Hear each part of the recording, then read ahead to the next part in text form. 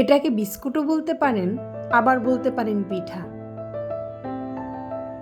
তবে যেটাই বলেন না কেন, চা বসিয়ে 10 মিনিটেই তৈরি করে নিতে পারবেন এই বিস্কুট বনাম পিঠা। আসসালামু আলাইকুম, কেমন আছেন সবাই?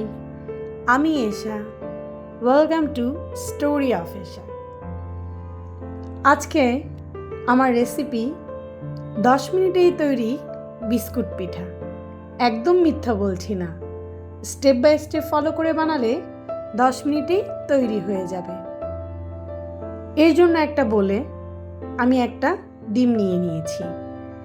এবার তার মধ্যে দিয়ে দিচ্ছি 4 কাপে মেপে 1.25 কাপ চিনি। আমি যেহেতু মিষ্টি খেতে পছন্দ করি তাই চিনিটা একটু বেশি নিয়েছি। এখানে আপনি আপনার টেস্ট অনুযায়ী বাড়িয়ে কমিয়ে নিতে পারেন। এবার এই চিনি আর ডিমটাকে একটা হ্যান্ড হুইস্কের মাধ্যমে খুব ভালো করে মিশিয়ে নিতে হবে।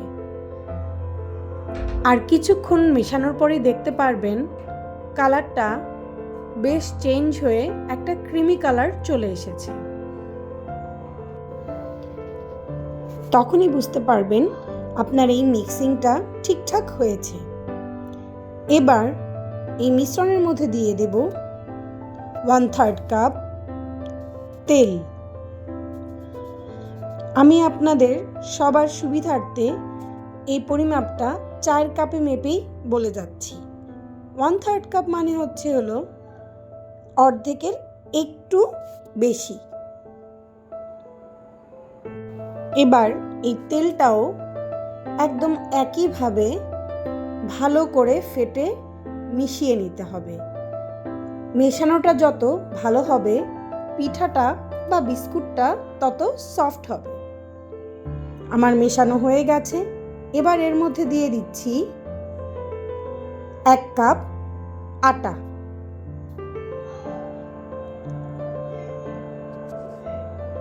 দুই টেবিল চামচ গুঁড়া দুধ।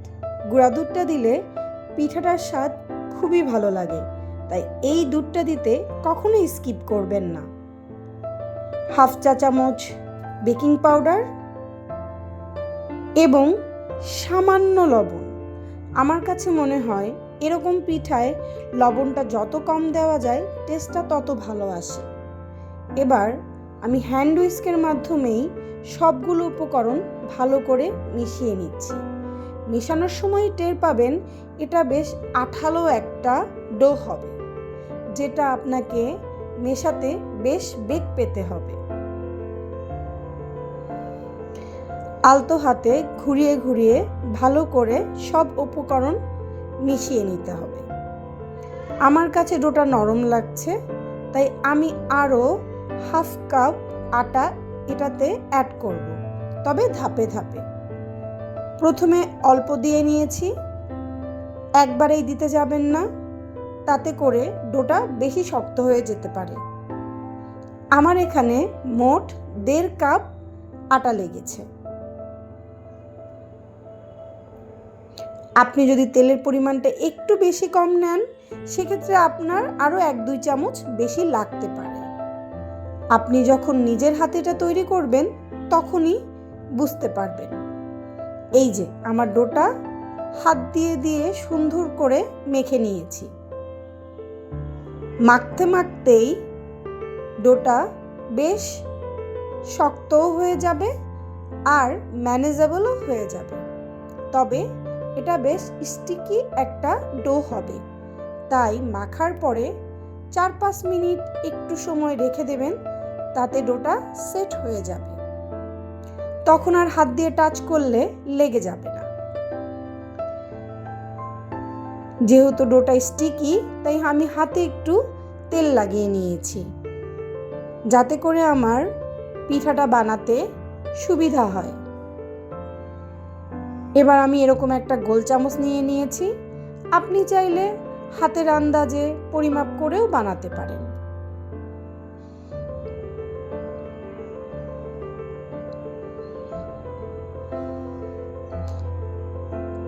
চামচ দিয়ে মেপে নিলে সব পিঠাগুলো সমান সাইজেরই হয়ে যাবে। এবার আমি হাতের মাধ্যমে গোল করে নিয়ে একটু লম্বা করে শেপ দিচ্ছি।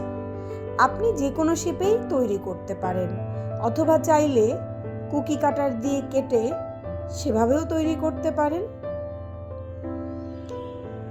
এবার একটা ছুরির মাধ্যমে আমি এটাকে একটু ডিজাইন করে নিচ্ছি, তাতে করে ভাজার পরে বেশ সুন্দর দেখা যাবে। এবং পিঠাগুলো যেহেতু সব দিক থেকেই হালকা হালকা চিড়ে নেওয়া হচ্ছে, তাই সব দিকের ভাজাটাও সমান হবে। তবে পিঠা বানানো হয়ে গেলে বেশিক্ষণ রেখে দেওয়া যাবে না, সাথে সাথেই তেলে ভেজে ফেলতে হবে, না হলে শেপটা নষ্ট হয়ে যেতে পারে। আমি এভাবে একে একে অর্ধেক ডো দিয়ে প্রথমে পিঠা তৈরি করে নিয়েছি এবং এগুলো ভাজতে দিয়ে দেব। দেখুন পিঠাগুলো দেখতে কি সুন্দর হয়েছে।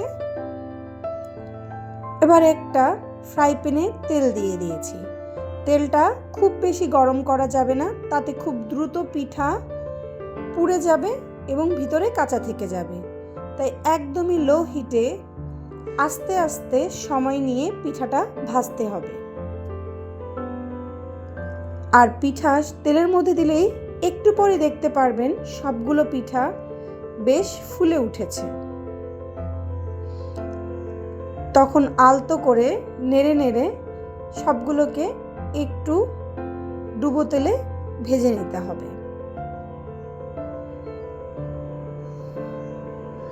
খুব বেশি সময় লাগবে না, সর্বোচ্চ 5 থেকে 7 মিনিট। এর মধ্যেই পিঠাগুলো দেখবেন খুব সুন্দর ব্রাউন কালার চলে আসা শুরু করেছে। আমি একটা কাঁটা চামচের সাহায্যে পিঠাগুলো উল্টিয়ে দিচ্ছি, যাতে দুপাশই সুন্দর করে ভাজা হয়ে যায়।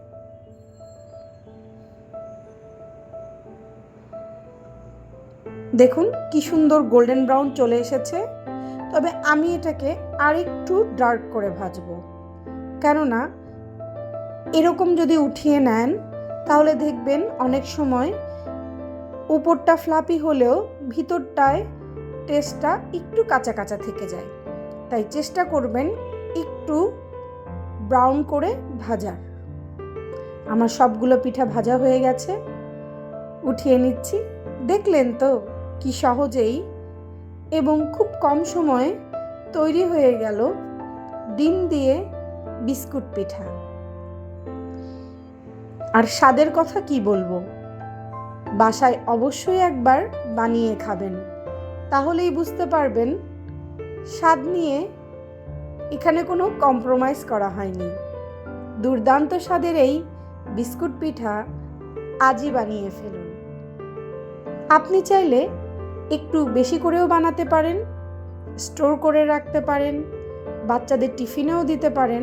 এটা বেশ হেলদিও, যেহেতু এখানে ডিম, আটা, দুধ, চিনি ব্যবহার করা হয়েছে, তাই এই খাবারটা বাচ্চাদের টিফিনের জন্য বেস্ট হবে। ব্যাস হয়ে গেল আমার 10 মিনিটের বিস্কুট পিঠা। আশা করি আজকের রেসিপি আপনাদের ভালো লেগেছে। ভালো লাগলে অবশ্যই একটা লাইক, কমেন্ট এবং সাবস্ক্রাইব করতে ভুলবেন না। এতক্ষণ সাথে থাকার জন্য ধন্যবাদ এবং বাসায় অবশ্যই বানাতে ভুলবেন না 10 মিনিটে তৈরি বিস্কুট পিঠা।